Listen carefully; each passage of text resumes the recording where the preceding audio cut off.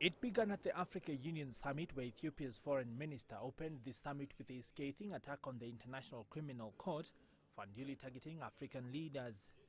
African leaders then sent a letter requesting the International Criminal Court (ICC) to either allow the Kenyan leaders not to be physically present throughout their trials or to defer the cases until they left office.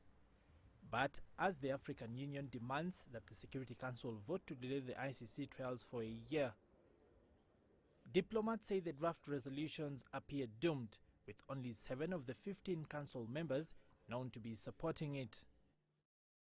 There currently are 15 members of the Security Council, 5 of them veto-wielding permanent members.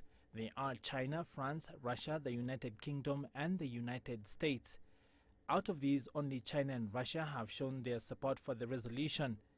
It is not clear if any of the other 3, including the US, which is not a party to the Rome Statute that establishes the ICC, would wield its veto to stop the deferral. Rwanda, Togo and Morocco are the only African countries among the 10 non-permanent members on the council.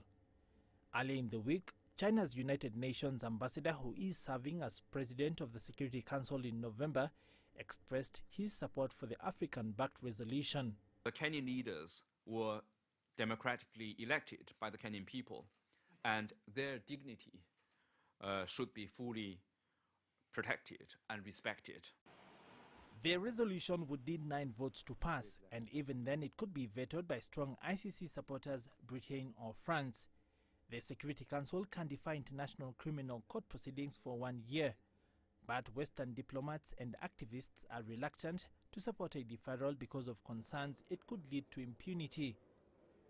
The Council turned down a previous deferral request by Kenya in 2011 and rejected a request in May for the cases to be terminated because the Council had no such power.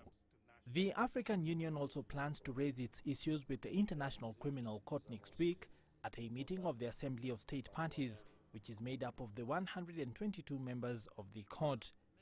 Peter Wakaba, CCTV.